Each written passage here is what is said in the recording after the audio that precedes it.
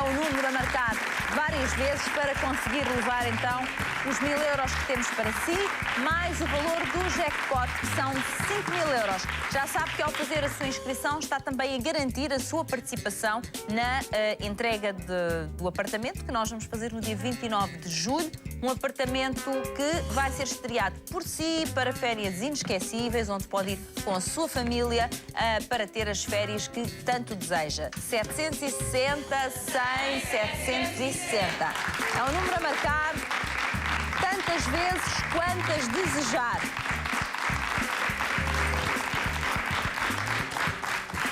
Ora bem, a história de Líbano Ferreira foi notícia na comunicação social e ele hoje está aqui para nos contar porquê. Vamos conhecer então o próximo convidado desta tarde.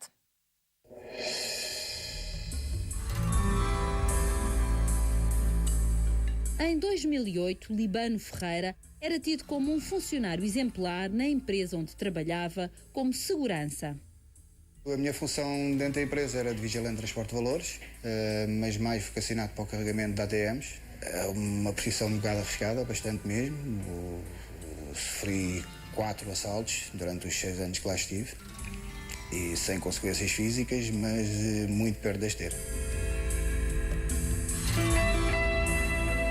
Tinha sempre boas avaliações, era considerado um bom funcionário, dava formação a colegas novos, por exemplo, e era-me dado muitas vezes tarefas de mais responsabilidade. Portanto, durante os 6 anos que estive na empresa, nunca faltei, nunca cheguei atrasado. Até varicela tive e não meti baixa, portanto meti dias de folgas compensatórias que tinha para gozar. Recebi um convite para ser inspetor e estava a aguardar essa promoção. Tudo corria na normalidade até ao dia 21 de julho, quando Líbano se recusou a fazer horas extraordinárias. Naquele dia em especial eu não me sentia nas melhores condições, nem físicas, nem psicológicas. Eu tinha sofrido 2 assaltos nos últimos tempos e naquele dia especificamente recusei-me a trabalhar. No dia a seguir e nos outros posteriormente continuei a trabalhar normalmente, horas extras. 2 meses depois, Líbano é surpreendido com uma carta de despedimento por alegada justa causa, sem direito à indemnização ou subsídio de desemprego. Senti-me injustiçado. Tinha a minha vida estabilizada e de um momento para o outro eu vejo-me sem emprego, com uma família para sustentar, com uma prestação de uma casa para pagar. Ao fim de um ano, em 2009, e sem que houvesse desenvolvimentos sobre o processo, que entretanto seguiu para tribunal, Líbano decidiu fazer greve de fome durante 16 dias, recusando-se a sair da porta da empresa. Porque importava-me também que as pessoas se apercebessem do que estava a passar naquela firma. Pois eu diretamente não tirei benefícios, mas acabei por tirar, porque os muitos amigos que eu lá deixei, alguns deles também já estavam com processos disciplinares, também com vias de serem despedidos, e felizmente parece que essa minha atitude conseguiu travar esses ditos processos de despedimento. Neste momento, o processo deste homem contra a entidade patronal continua na barra do tribunal, à espera de ser resolvido. Até eu nunca vou desistir, porque eu tenho a certeza que não fiz nada que merecesse o despedimento, nem legalmente nem moralmente. E o processo vai ser até ao fim, porque uma pessoa para trabalhar em transporte de valores tem que ser combativo. E eu sou combativo em tudo na minha vida, não é só a trabalhar. Sou combativo a defender os interesses da empresa, enquanto lá estive, mas também sou combativo a defender os meus. E sou muito mais combativo quando tenho que defender os dos meus. Portanto, comigo não vão ter facilidades, porque até ao fim eu lá estarei. Muito bem, aqui tenho então o Líbano. Olá, Líbano, muito boa tarde. Boa tarde.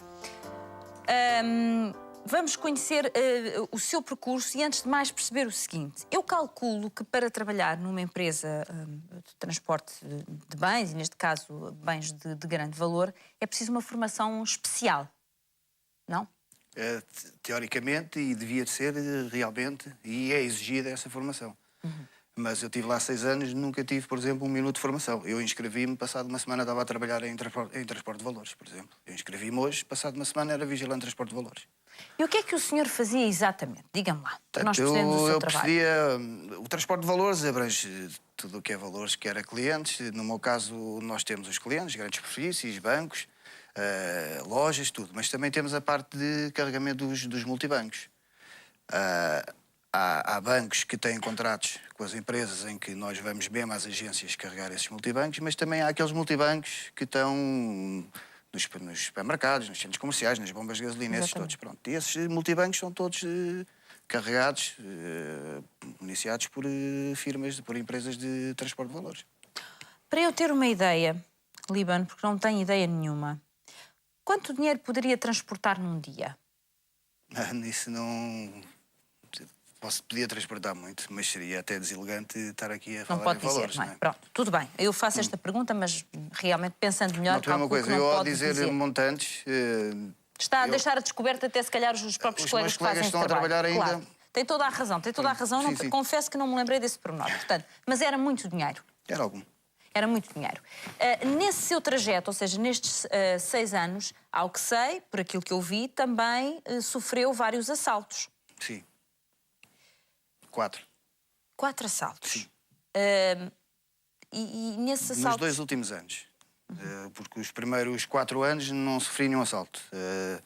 Talvez tentativas, porque às vezes nós ficamos com a ideia que tivemos quase a ser assaltados. Porque vimos alguma coisa que não gostámos e que não achámos correto e mudámos de atitude, fomos para o outro lado e ficámos com a ideia que poderíamos ter sido assaltados. Podíamos até não ter sido, mas 4. Nos últimos 2 anos foram 4. Um a conduzir, portanto não fui eu diretamente, eu estava a conduzir o meu colega que estava no exterior é que foi assaltado. E 3 comigo a porta-valores. Portanto, aí estamos a falar de situações que eu calculo que tenham causado grande stress. Eu já não estou a falar a nível físico, eu estou a falar a nível psicológico. É sempre complicado, não é? Mas existe também uma preparação, isto também depende de pessoa para pessoa, não é? Eu, por exemplo, o primeiro assalto que sofri, eu tive na frente 3 armas, eu fui assaltado às 10 e tal, 11 horas da manhã, veio a polícia, prestei declarações e continuei o meu trabalho até às 2h30, a hora que me apresentei na José Malhoa, na Polícia Judiciária. Portanto, eu continuei a trabalhar apesar de ter sido assaltado. Havia colegas meus que se recusavam a trabalhar depois dos assaltos, não é? Pronto, mas isso depende da pessoa, da personalidade. Posteriormente, eles vieram a adotar a atitude de és assaltado, vais logo para a base ou vais logo para a Polícia Judiciária e já não segues o serviço. No meu caso, eu continuei o serviço. Bem, ao que sei, várias vezes, para não dizer muitas vezes, era necessário cumprir mais horas para além do seu horário normal, ou seja, o seu horário normal já o fazia, mas às vezes era preciso mais horas e quando lhe pediam, o Líbano dizia, sim senhor. Naquela empresa em específico, eram poucos os dias em que não havia horas extras. Era quase sempre? Era sempre, porque as horas extras existem para se fazer quando há um acréscimo de serviço. Portanto, há o serviço normal, tem-se X empregados. Há mais serviço, pede-se aos empregados para fazer horas extras. O que se passa nessa empresa em especial é que não se põe empregados. Portanto, há serviço para 200 homens, mas tem 100. E então, esses 100 têm que fazer o serviço obrigatoriamente desses. Portanto, num mês, digamos que há 2 ou 3 dias que não se fazem horas extras. Então, quer dizer, as horas extras era uma prática comum? Sempre. Eu recusei-me a trabalhar um dia em julho, até receber a nota de culpa e ser despedido, passaram-se 36 dias. Desses 36 dias eu tive 20 de férias e de folgas. Portanto, sobraram 16 dias que trabalhei. E nesses 16 dias fiz 36 horas extras. Portanto, já depois de me ter recusado a trabalhar aquele dia específico que não quis. Eu, no dia em que recebi a nota de culpa para ser despedido, tinha feito 12 horas. Portanto, tinha feito 4 horas extras. No dia anterior tinha feito 3. Portanto, todos os dias fazia horas extras. Era raro o dia em que não se fazia. Mas as horas extras eram pagas ou não? Conforme. Como isso assim? Também, pronto, havia um senhor que olhava para os diários de bordo, que era onde estava o nosso serviço, e dizia assim, ora bem, ele levou 30 multibancos para carregar, isto devia demorar 9 horas, ele demorou 10, mas a gente vai-lhe cortar 1 hora, porque isto devia ser serviço para ser feito só em 9 horas. E então, pronto, eles pagavam as que eles achavam que deviam de pagar, e ao preço que eles achavam que deviam de pagar, porque as horas têm vários preços diferentes, não é? A primeira hora tem um preço, a segunda tem outro, a terceira tem outro. As folgas, as horas extraordinárias em dias de folga têm um preço. Portanto, mas eles, era quase tudo abrangente. Era quase tudo ao mesmo preço. Ou se uma pessoa fazia horas, era uma primeira hora, uma segunda, e depois o resto era... Pronto, pagavam de acordo como eles queriam. Então, ao fim de 36 dias depois de ter-se recusado uma vez a fazer horas extraordinárias, é chamado aos recursos humanos. Sim, senhora. Quando lá chegou, o que é que pensou? Pronto, era hábito naquela empresa, eu próprio já tinha sido contemplado com 2, quando se evitam assaltos, recebe-se um louvor, como um incentivo, como não é incentivar que as pessoas reajam aos assaltos. Às vezes uma pessoa consegue evitar um assalto sem reagir, não é? Mas é uma espécie de, pronto, conseguiste evitar... Um estímulo. Um estímulo. Ele já tinha recebido 2, porque já tinha evitado noutras ocasiões. E há um último assalto que eu sofri, também não conseguiram levar nada, apesar de eu ter estado sequestrado 2 ou 3 minutos, com uma arma apontada à cabeça, apontaram uma arma à cabeça.